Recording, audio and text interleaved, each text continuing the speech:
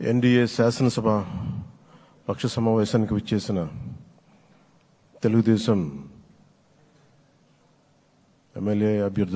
ఎమ్మెల్యేలకి, జనసేన ఎమ్మెల్యేలకి, భారతీయ జనతా పార్టీ ఎమ్మెల్యేలకి మనస్ఫూర్తిగా మీ అందరికీ నా హృదయపూర్వక నమస్కారాలు.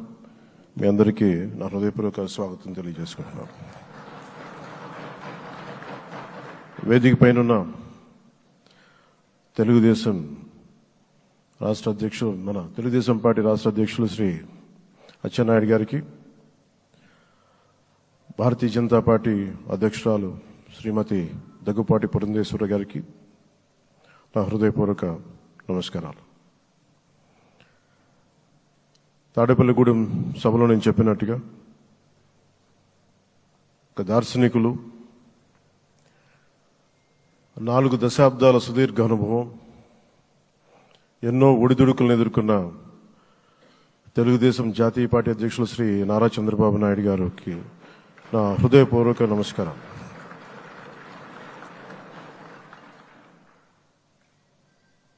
గత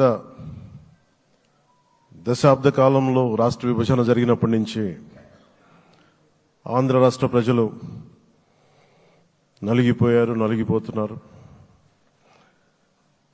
గత 5 సంవత్సరాలుగా మరి రాష్ట్రంలోని విపత్కర పరిస్థితులు తెలుసు. మనందరం సమిష్టిగా పోరాటం చేసి కలిసికట్టుగా ఉండి అద్భుతమైన మెజారిటీలతోటి 164 శాసనసభ స్థానాలని ఎన్డీఏ కూటమి దక్కించుకుంది. అద్భుతమైన విజయం. 21 పార్లమెంట్ సభ్యుల్ని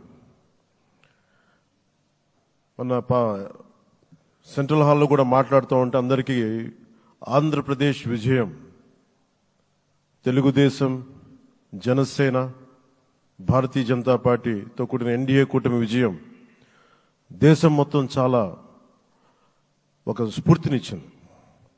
ప్రతి ఒక్కరి విజయాన్ని వారి వారి రాష్ట్రాల్లో ఎలా దీన్ని ముందుకు తీసుకెళ్లాలి, ఒక్క ఓటు చీలకుండా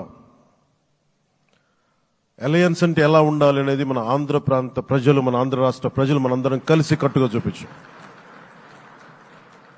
2021 మార్చి 14 ఇప్పటం సభలో నేను ఒకటే తెలియజేసుకున్నాను,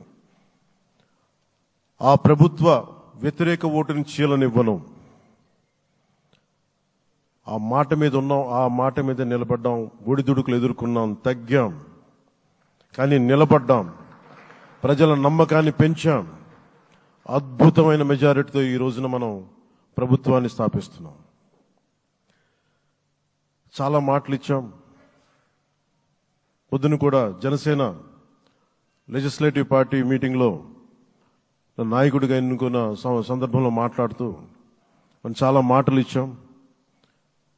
ఇది కక్ష సాధింపులకి సమయం కాదు, ఇది వ్యక్తిగత దూషణలకు సమయం కాదు. ఇది 5 కోట్ల మంది పైగా ప్రజలు మన మీద నమ్మకాన్ని పెట్టుకున్నారు. మన మీద మనందరం ఉమ్మడిగా, మనందరం సమిష్టిగా ఆంధ్రప్రదేశ్ ప్రజలు ఏ అభివృద్ధి అయితే కోరుకుంటున్నారో మనందరం సమిష్టిగా దీన్ని ముందుకు తీసుకెళ్లాలి, అభివృద్ధి పథంలో నడిపించాలి. విద్య, వైద్యం, ఉపాధి, సాగునీరు, తాగునీరు, లా అండ్ ఆర్డర్ ఇవన్నీ చెప్పొచ్చాం. మనం బలంగా నిలబడతామని. అలాగే మేనిఫెస్టోలో, ఉమ్మడి మేనిఫెస్టోలో చాలా మాటలు ఇచ్చాం. వాటన్నిటినీ బాధ్యతగా ముందుకు తీసుకెళ్లాల్సిన అవసరం ఉంది. ఇలాంటి ఛాలెంజింగ్ టైమ్స్లో ఒక సుదీర్ఘమైన అనుభవం ఉన్న నాయకులు కావాలి. 4 దశాబ్దాల అనుభవం, అభివృద్ధి మీద అపారమైన అవగాహన, పెట్టుబడులు తెచ్చే సమర్థత, ప్రతిభ. విదేశాల్లో ఉండే నాయకుల్ని, మలేషియా దగ్గర నుంచి, సింగపూర్ దగ్గర నుంచి, యూరోప్ దగ్గర, అమెరికా నుంచి, ఆ దేశాల అధ్యక్షుల్ని తెలుగు రాష్ట్రాల వైపు దృష్టి మళ్లించేంత శక్తి, సమర్థత ఉన్న శ్రీ నారా చంద్రబాబు నాయుడు గారికి ఆయన నాయకత్వం చాలా అవసరం. ఆయన అనుభవం చాలా అవసరం. అలాంటి అపారమైన అనుభవం ఉన్న వ్యక్తిని, అనుభవం ఒకటే కాదు, ధైర్యశాలి. ఈ రోజుకి నాకు ఒకటే గుర్తుంటుంది.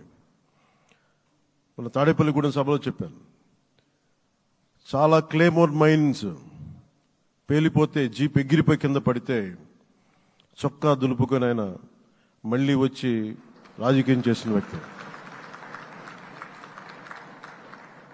ఈ రోజున సైబరాబాద్ ఉంది అంటే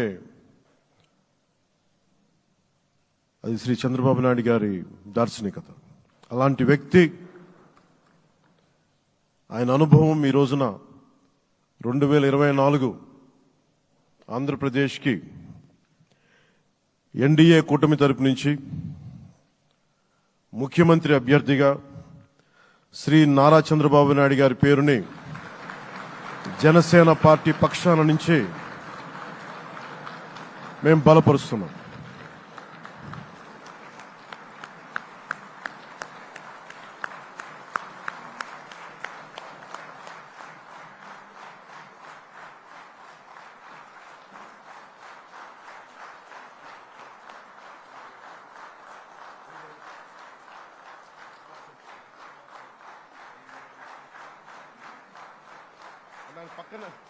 ఇది నేను ఆయన పక్కన పెట్టుకుని చెప్పాలి.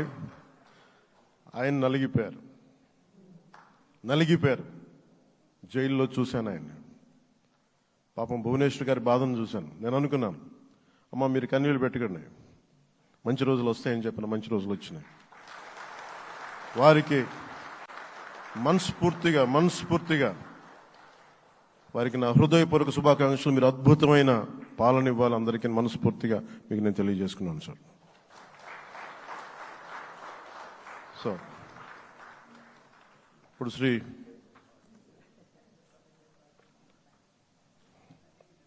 భారతీయ జనతా పార్టీ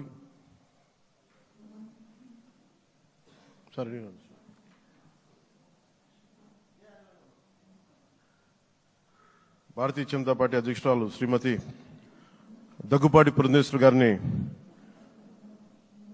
వారిని వచ్చి వారి మద్దతు వారి సందేశం మనం కోరుకుంటున్నాను.